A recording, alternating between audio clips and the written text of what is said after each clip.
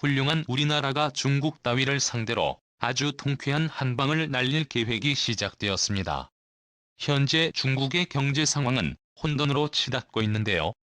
시진핑은 이성을 잃고 판단력을 잃은 채 동북아 지역에서 한바탕 전쟁을 일으키려 하고 있으며 미국과 정면 대결도 불사하겠다고 무모한 선언을 했습니다. 미국과 호주, 캐나다의 특수부대 병력과 해군들이 대만에 대규모로 투입되면서 사태는 더욱 긴박해져 가고 있습니다. 이러한 상황 속에서 미국의 군사정보 싱크탱크인 NPS가 한국산 KF-21 전투기의 제공권, 장악 능력이 예상보다 뛰어나다고 평가했으며 한국군이 중국 영토의 제공권을 점령할 수 있다는 발언으로 다시 한번 KF-21 전투기가 주목받으며 엄청난 화제를 일으켰습니다.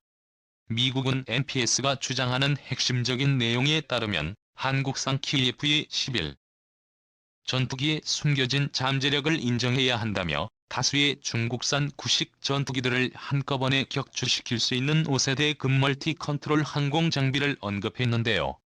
모두가 알다시피 중국산 전투기는 러시아산 전투기를 동의 없이 무단복 제한 데드카피 형태이기 때문에 성능과 신뢰성에서 한국산 KF-21 전투기에 비해 매우 불안정하다는 것을 알고 있으실 것입니다. 그러나 중국 공군은 성능은 떨어지지만 한국군에 비해 3배가 넘는 압도적인 전투기 물량을 내세워 이러한 스펙 차이를 메꿔오려 기를 쓰고 있는데요. 2012년 기준으로 5세대 급전투기가 F-30 말고 없는 한국 공군으로서는 중국 공군의 물량 공세를 감당하기가 매우 벅차지만 블록2부터 5세대 급전투기로 탄생하며 압도적인 공대공 능력을 보유한 KF-21 전투기 500대를 보유하게 된다면 상황은 급변하게 된다고 발언했습니다.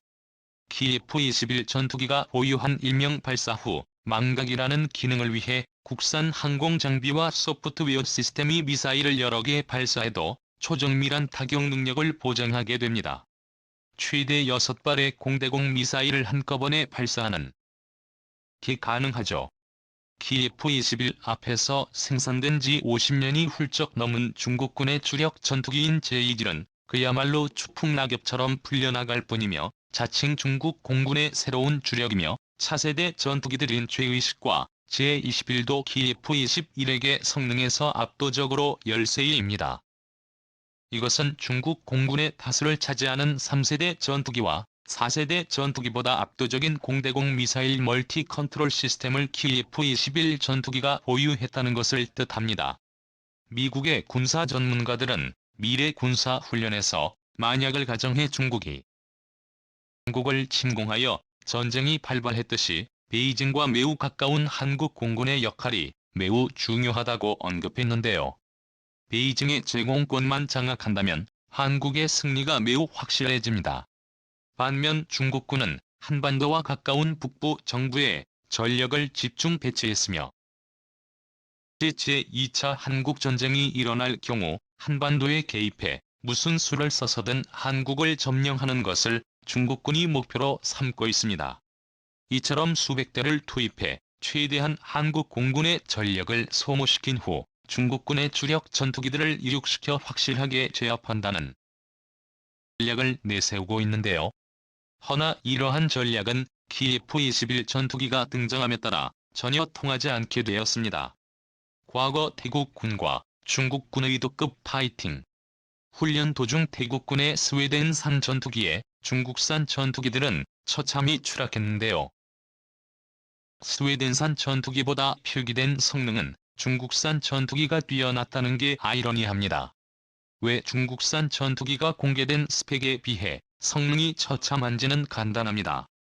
이것은 중국군의 과대 포장 능력과 엉성한 형태의 러시아산 무단복 제베드 카피의 형태를 아직까지도 있다는 증거입니다. 즉 스웨덴산 그리핀 전투기보다 성능이 월등한 KF-21 전투기는 엄청난 초격차 성능을 중국군에게 보여줄 수 있게 되는데요. NPS에 이어서 미국의 또 다른 군사보기 싱크탱크인 실사이트에서도 KF-21 전투기를 가치 있게 평가했습니다. 한국은 A사 레이더와 아이리스틱 적외선 탐지 장비 및 전자광학 추적 장비를 모두 국산화하는 데 성공했으며, 이는 한국의 정밀 제조업 산업이 얼마나 성장했는지 단적으로 보여주는 명백한 실적 기록이라고 평가했습니다. 도면에만 존재하던 전투기가 실체화되어 성능평가 단계에 들어간 것은 한국 역사의 가장 중요한 부분을 의미하며, 전체 연구 개발 과정은 대한민국 모두가 노력해서 일궈낸 가장 중요한 성과라고 칼럼에 작성되어 있습니다. 2012년 7월 KF-21 전투기는 첫 비행을 달성하고 2016년 연구 개발을 완료할 계획이며, 가까운 미래의 KF-21은 계획대로 양산되며 2030년부터 한국군에 인도될 예정인데요. 4.5세대와 5세대 전투기 부문에서 한국은 새로운 기록을 세웠습니다. 실현이 많았던 KF-21 전투기의 진면목을 주목. KF-21 전투기는 개량을 거쳐 한국의 5세대 스텔스 전투기로 재탄생했으며, 한국은 새로운 스텔스 전투기인 프로토타입의 선진적인 익신일체 설계와 제조 공정을 재택 설계 및 제조 공법으로 전체 날개는 다량 답벽 구조로 되어 있고, 외인과 중앙 날개 사이에는 설계 분리면이 없으며, 주수력 골조는 6개로 양쪽 날개를 관통하는 전형적인 스텔스 형상을 지니고 있습니다. 중앙 날개의 티타늄 합금 활자용 구조와 함께 블로킹 핀과 연결부를 줄여 구조적 무게 감량과 구조적 무결성 개선에 정말로 유리하다는 뜻이죠. KF-21 전투기는 이 같은 진보된 설계도를 사용해 제조 공정이 나타나도 제대로 된 효과를 발휘하는데요. 이번에 공개된 KF-21 전투기의 형상은 한국의 신뢰성을 높여주며 차후 스텔스 단계에 진입할 네 번째 국가가 될 것이라는 예측에 대한 의구심도 없어지고 있습니다. 한국은 국산 군용기를 자체 개발하기 시작한 이래 불과 30여 년 만에 최초의 프로펠러 항공기부터 4.5세대 제트기까지 엄청난 도약이 가능했으며, 한국인 기술자들이 말하는 기술적 변화의 시대가 다시 한번 찾아온 것이라고 언급했습니다.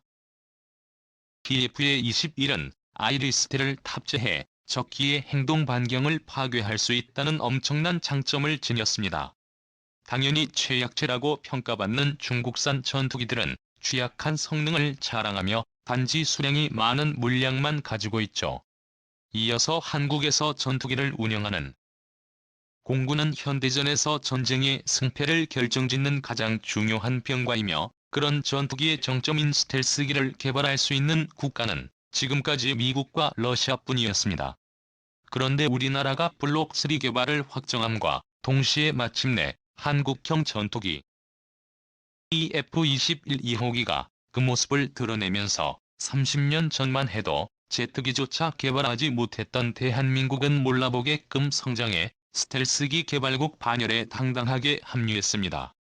KF-21은 5세대급 최강의 전투기이자 공대공 능력만큼은 미국산 전투기들과 대등하다고 평가받기 때문에 한국 공군에서는 KF-16을 퇴역시키고 500대의 KF-21을 도입하자는 의견이 제시되고 있습니다.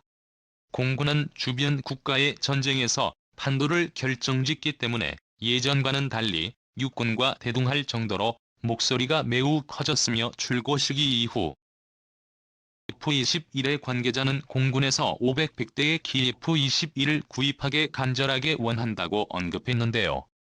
한국이 500대의 KF-21을 도입한다는 것은 동아시아의 패권을 차지하려는 중국의 계획이 물거품이 되는 것을 의미하며, 오히려 자신들의 숨통을 노릴 수 있는 한국의 군사력이 지금과는 차원이 다른 수준으로 강화되니 더욱 두려워할 수밖에 없습니다. 주변국들의 조롱과 비난에도 한국은 끝내 무에서 유를 창조하며 KF-21의 개발을 성공했으며, 한국군의 자주국방은 KF-21을 개발하기 전과 개발한 나눈다 해도 과언이 아닐 것입니다. 본 영상은 유튜브 채널 대고구려 제국에서 제작하였으며, 도움이 되셨다면 좋아요와 알림 설정을 눌러주세요. 시청해주셔서 감사합니다. 다음 영상에서 만나요.